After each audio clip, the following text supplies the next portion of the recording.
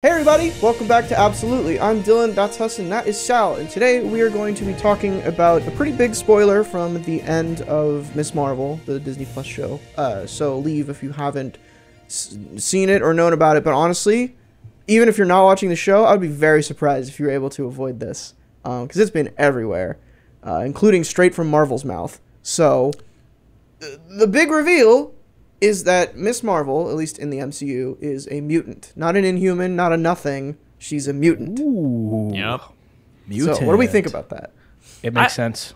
Yeah. I mean, like, it sounds... It was one of those things where I always suspected in the comics they wanted Kamala to be a mutant, but they were, like, given very specific instructions to not do that. The creator of it said that they intended for Kamala to be a mutant.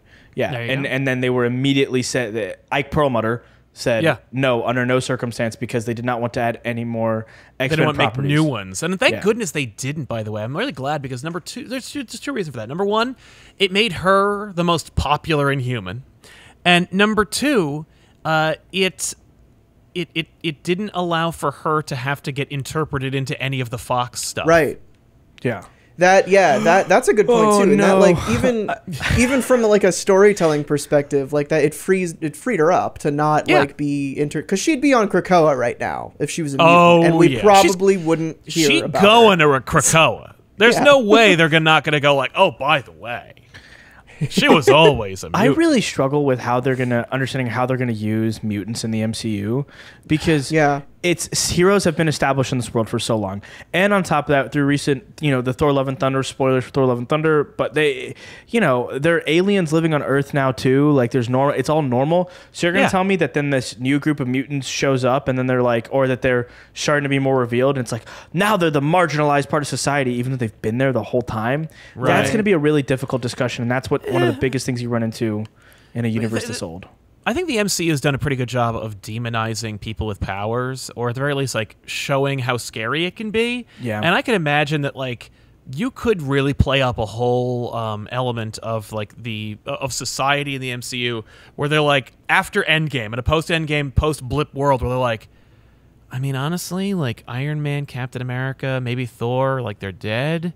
Maybe we can finally get back to normal. Yeah. Like, people are kind of happy that I'm glad that when Thanos came, but, like, isn't he really the reason? Like, isn't he here because of you? Right. Like, I mean, I love the idea. There's this really fun element of the Marvel Universe, which we really don't get anymore, but that, like, Galactus was a conspiracy theory. That, like, there are people in the Marvel Universe who think Galactus is fake. And why wouldn't you think that if you heard that, like, a space god was going to come here and eat it? Yeah. But no, actually, the Beatles came and they stopped them before they ate the whole planet. Like, you'd be like, this whole thing was a PR stunt for these people in a big ivory tower with a floor at the top of it. Like, I love the idea of there being people like J. Jonah Jameson who are like, actually, our heroes are lame and terrible. And, like, if you just get enough, I mean, we found out just how messed up society can get by a couple of people with microphones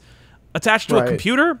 Yeah, like us. Like, we could definitely, like us. But, like, we could, like, you could really, like, create dissent where it's like, by the time mutants come in, people could go, enough's enough. No, we have enough superheroes. Now we have enough powers. Like, okay, now, race and you them? could just get born with it now. We gotta put a lid on this stuff. Yeah, like, you could see where they draw the all of what you're saying reads to me as ideas that the MCU could do, but won't not. I'm convinced that, like, they haven't even cast Fantastic Four yet. Like, there's no planning over there right now. I mean, it's just, and I think they're so divided on, like, what this is the problem, right? Is, like, the X-Men or just mutants in general are a very, like, one of the obvious, like, very key plot points about them is how the greater society views them, whether it's good, bad, everything in between. Most of their villains are, like, zealots who want all mutants dead. And you can't...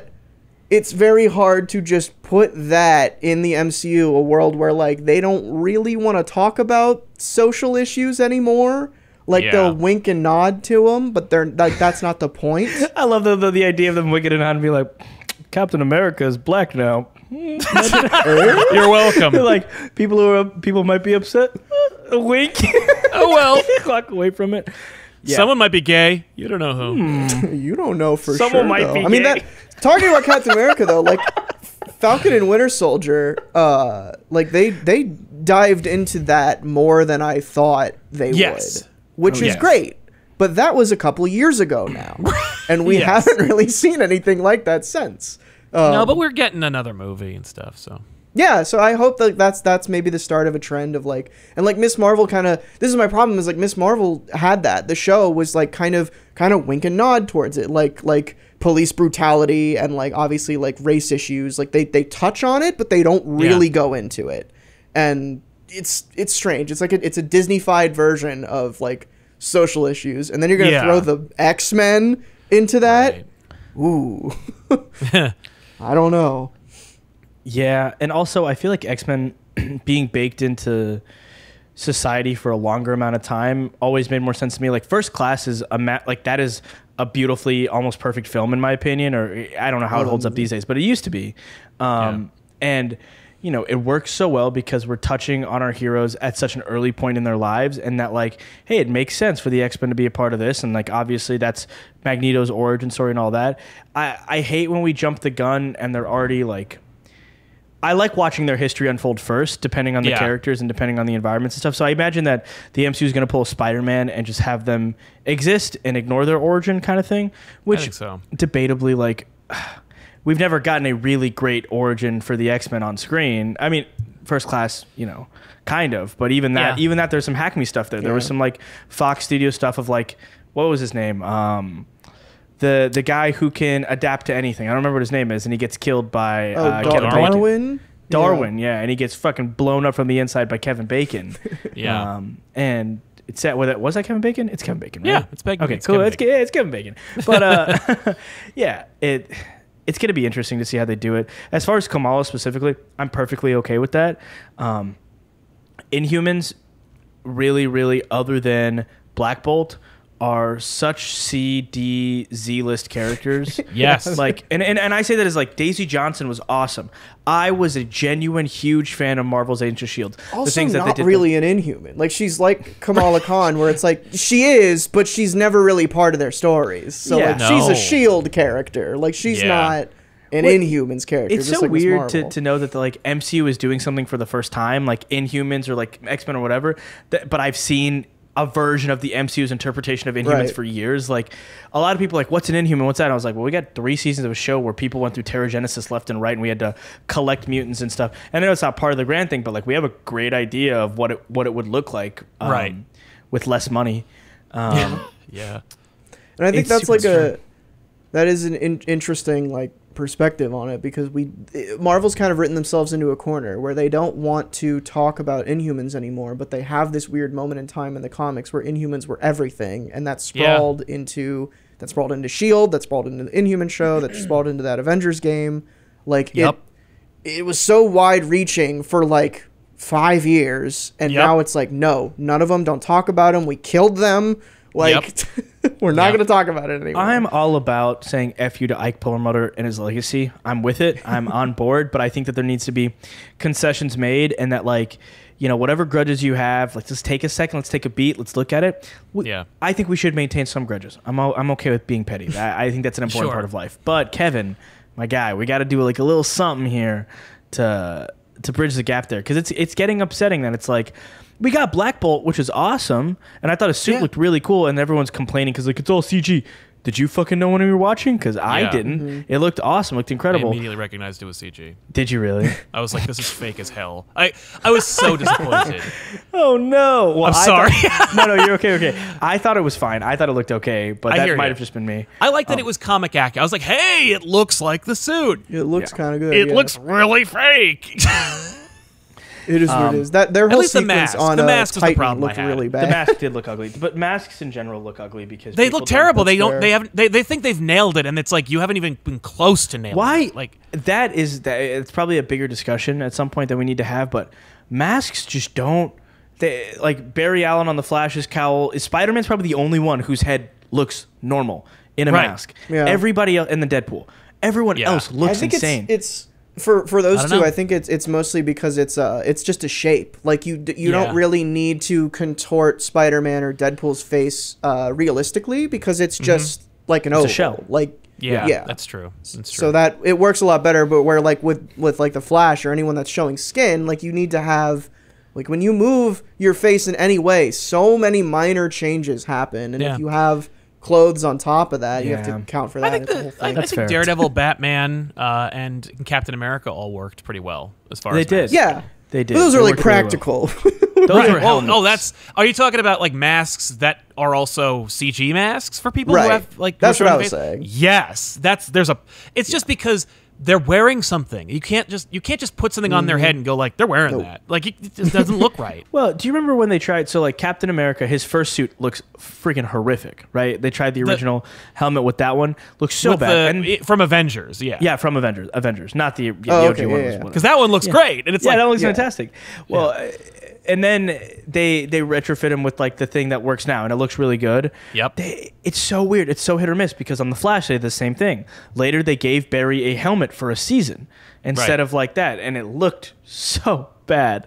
It's like it looks insane. And then they give him the hoodie up cowl back again. Yeah. But it's really gonna be interesting on. That's another thing that's symptom of the MCU. Yeah, we're so far off of Miss Marvel right now. So her mask is really we'll bring good. it back in. We'll bring it back in. Her mask looks great. Her suit looks great. Yeah. Another struggle of that character is going to be you gave this whole phantasmic intro to her powers being clandestine and all this stuff, and now we're making her mutants. Fine by me. I think you could have both powers. I think that's a cool concept that is played with every once in a while. That what is it? Quicksilver and Wanda were Inhumans and X-Men, right? Aren't they? They were mutants first, and then they were made into nothing. Like they're nothing currently. Nothing. They are experiments done by the High Evolutionary. I believe the current thing. That was the implication from Axis, Right. but I don't know what is happening now. So at Although some point in between, were they this. Inhumans? No, they were never Inhumans. No, Okay, I'm tripping. that was an idea in the MCU that was like maybe they'll make them Inhumans, but in the MCU they're just miracles. Well, Their powers I remember are given them. by a I remember there Infinity being Stone. like a thing in comics Except where for there Scarlet were Witches. mutants that also went through Terrigenesis. There is. That's okay, the so, like, Beyonder. and not even the Beyonder. Like it's Bendis' Beyonder. It's stupid. Sure. Don't even. There are one version there are of two it. characters who are mutants who are also Inhumans, and it's not, and they don't know what to do about it. And I'm sure that Ms. Marvel will be one of them in the comics. Yeah. Oh, wow. That's because fair. they can't not. They can't not. Yeah, that's the thing too. Is like mutants have I think that what was this Bendis' X-Men run where it's like mutants go through multiple mutations. They can. So it's like maybe Kamala next year will go through like her first or secondary mutation, and it's just now she has new powers, and they look like the movie. And they look like the movie. Oh, No. that's disappointing. Interesting. But I guess I had the question comment about had. Can you believe the comment had friggin' crystal powers too? I was like, Yeah. God Yeah, that was lame. Damn it, Yeah, That's the classic Mr. Marvel Marvel move. and Miss Marvel. gotta Mr. make- Marvel. You got to make I the mean, villain like- look just like the main character. Also, like So lame. I need to rewatch that scene because I think I was like looking at other stuff while it was happening. Did he just like sit in a little hole in the ground and that was the end of that? I thought he like ran. I thought like she somehow managed to cut into like some kind of underground tunnel, but Yeah, he's just she like underground. punched a hole in the floor, and then And suddenly he's there like, was go like a jump cave in that system. hole. Yeah. It just looked hilarious to me. Like the way I was looking because I feel like not looking at the screen for a second and then he's just like in a hole. He's like, "Thanks, Kamala." Yeah, Just, like, in a I'll little sit dirt in hole. New here Jersey until everyone have leaves. a subway system. Maybe Yes, she punched a hole into the subway system. I think that's what. As happened. you do. As you Sure. do. I do like that Ms. Marvel, Kamala Khan will be the MCU's first mutant, and that's kind of fun Yeah, too. and Like- that's I've got a question about that because in the show she is like she's our first mutant, like literarily speaking. That's not a word, but you know what I mean. Yes, narratively and- speaking is the word you're looking for. Narratively speaking. So, but the implication is sort of, you can take it one of two ways. You can take it that she has powers, the Bangla is a thing, and her family stuff is a thing, and also she's a mutant. Or you can take it as she is a mutant, and the only reason that her powers were activated by something else was because she was a mutant. So, Right. is every mutant going to need to have their powers be activated by some artifact? Oh, I hope not. I hope not too. But that would be a very easy way to explain where the mutants have been this whole time. Right. So any explanation other than like the OG explanation is going to hurt real bad. Yeah. Agreed. Anything other than like the war and nuclear and that caused mutations is just going to feel very uncomfortable, really, really out of place. There's also like, that's the problem too, is like in comics, there's so many explanations for why mutants exist. Like the Ultimate Universe has one. Jason Aaron came up with his own in his Avengers run. Like there's, I like the explanation that it's just a thing. Like it's just a thing that happened. Just some folk wake up and they're different. End of story. Nothing more relatable than that. I like in you know the DC Comics version. I don't know about the grand scale DC Comics, but in Young Justice, it's like over time they developed the metagene, and a lot of people had it. It was an adaptation, and then trauma or something like that activates metagene, or use mysticism to tap into your metagene and activate it.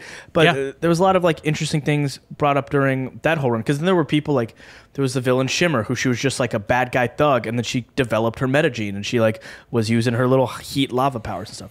So you know, DC Comics does it one way. I'm excited to see the interpretation of it. I'm really crossing my fingers. I talked to some friends recently that were a lot more hopeful of the MCU than me, that were a lot more like, hey, just remember how kind of meh all of phase 1 and phase 2 were. There were definitely moments you were like, they were okay. How could they possibly say that? Not like all of them, but like, I don't like Avengers 1. I think it's like, I don't enjoy that movie. I did not enjoy watching the movie. I'm not about that movie. I'm sorry. I didn't like it that much when I was in theaters as a kid. I love Iron Man 1. I didn't dislike Iron Man 2 when I was a kid, and I see that the issues with it, but it's fine. Yeah, I like Iron Man 2 myself. I like watching Robert Downey Jr. on screen. It's fun. I do think that those movies, like, it's before the banger era, right? When Winter Soldier came out, it was like, oh, Marvel movies are like this. Like, they're putting out, like, real hits. Yeah, Winter Soldier is a league above, for sure. Yes, agreed. It changes the narrative behind it. So, like, maybe we're slowing back onto it. This is, like, foundation, phase 1, phase 2, where there are going to be some properties that are meh, and then maybe they'll start coming out with hit after hit after hit again. So, that perspective, right? And it may not be the real perspective, but it brought a little comfort to me. And I'm sorry, I know you guys are like, you think phase 1 and phase 2 are bad? I don't think they're fucking bad, but they're not like, those aren't the movies that I go back to. I see what you mean. Often. Like, it's definitely like, they're different, right? Like each, we enumerate them in phases for more reasons other than just marketing. Like each phase does have kind of a different feel to it. Totally. And I don't think that's any more prevalent than now with phase 4, where they're trying so many different things and everything. Everything is different in phase 4, and yet they all have like the same issues. This isn't even a phase. I'm willing to say on, like, you know, it's just like, I think that phase 4 like is not a phase. I think it's just like a thing that's happening. Like they when they like the biggest mistake they did was leaning into it, because I remember like, I don't think that Feige called it phase 4 until all of us started referring to it as phase 4. I don't think the phases at all was. I feel like that was like a fan thing that they just adopted. Right? Like, because it's, I don't know. I don't know how big of a plan they had when they released Iron Man. Like, they obviously had they plans, did not. But not like, we're going to go so far. I think they wanted to go to Avengers, and that was like their end goal for now. Yes. And they just kept being like, okay, we can keep doing this. Yep. And like, obviously there's like official marketing calling them phases now, but like, I don't think back then that was a thing. Yeah, but it wasn't like, but this ain't no phase. Like, this is just kind of like a bunch of stuff that's happening. Which, all you know, once. it's fine by me. And like, when they steer that ship right, I think they'll do something really cool with X-Men and Kamala Khan. I appreciated that saying mutant and not just having mutant plus a musical cue was very much like, this is intentional. This isn't just something we're saying that we will double back on, because they double back on it now. Hey, you guys look like a bunch of fucking assholes. Are you kidding me? Yeah. But now, you know, I think that we could, that they'll probably lean into it. And that was fun. And they did the same musical cue, or they did like a different, more pronounced version of it in Multiverse of Madness. Theme. Yes. Yeah. Mm-hmm. So it's fun. I'm glad. I love when I was a kid, I really liked the X-Men movies. I think that they were fun. First Class was probably like, for the longest time, my favorite superhero movies, and I dream of living in the multiverse where Matthew Vaughn got to make his X-Men trilogy. Yeah. Because, God, that would have been amazing, and Bryan Singer shouldn't be allowed to make films anymore, but that's a take for another day. That's what that is. Yeah, I've never gotten to see Kingsman. I really have been putting it off for years, only because I'm excited about it, because Matthew Vaughn just like, you know, the X-Men First Class movies start skipping decades for no reason, and no one ages, and it's ridiculous. Yep. Matthew Vaughn's original plan was like a couple years of a skip, and by the end of it, we're building towards here. Yeah. And he had a really cool idea in mind, and be awesome if eventually, if we're doing an X-Men project and we're gonna do like a version of First Class, we bring him back for that. And I think that's something that Kevin Feige would do. That feels exactly up his wheelhouse to be like, yeah, do it. Right. If I can trust, I mean, like, get a filmmaker I can trust. It's like, what was it? I saw Spielberg's name on one of the lists for people, like, for some movie, and I'm like, Fantastic Four. For Fantastic Four, and I'm like, yeah, absolutely. Sure. That's one of those things where like Feige can literally be like, well, I'll just take a vacation because I can just trust Spielberg to make that. Friggin' Fan Four Stick was like half trying to be a Spielberg movie. So yeah, that's true. Fan Four Stick. There's clearly DNA there. Yeah. But yeah, I'm hyped for the introduction of mutants. I think we all hope that they just like do it smartly and simply. They don't overthink it.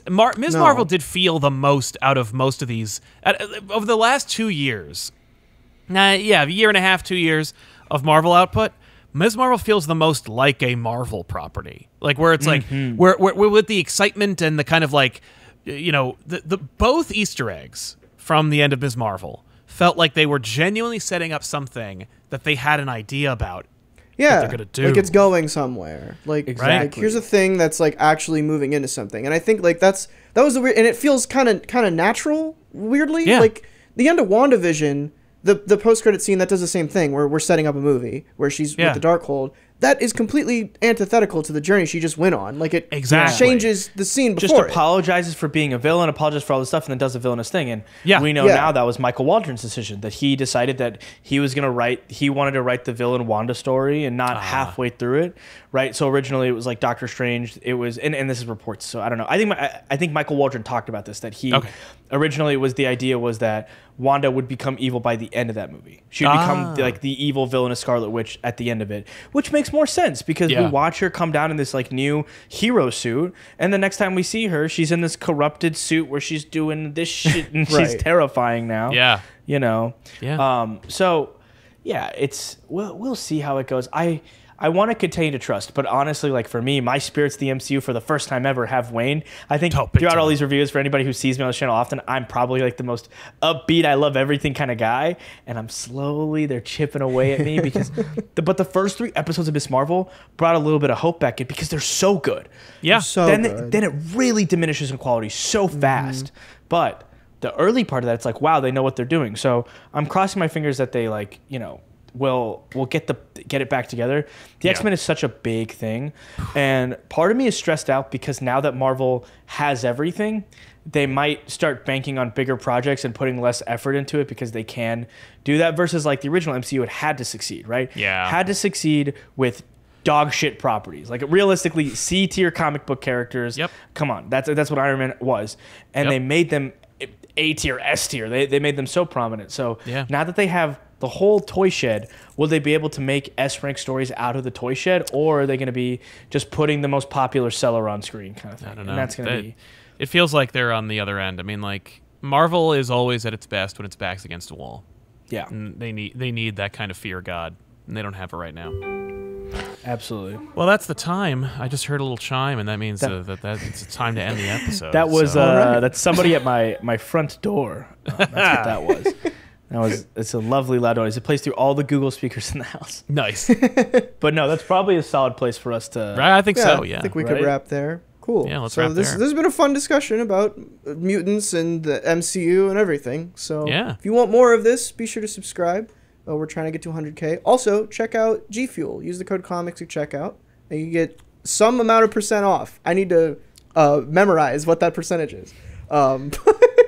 You'll get money off. It's great. You'll get money off, and we're trying to get to 100,000 subs on the channel. If you do, Benny gets all of us plaques. So we love everybody. Dylan doesn't even have one yet. We gotta get one for Dylan. Gotta get him some plaques. Yeah. All right. So this has been Absolutely. I'm Dylan. That's Hus, and that's Sal. And we'll catch y'all next time with some more fun Marvel DC goodness.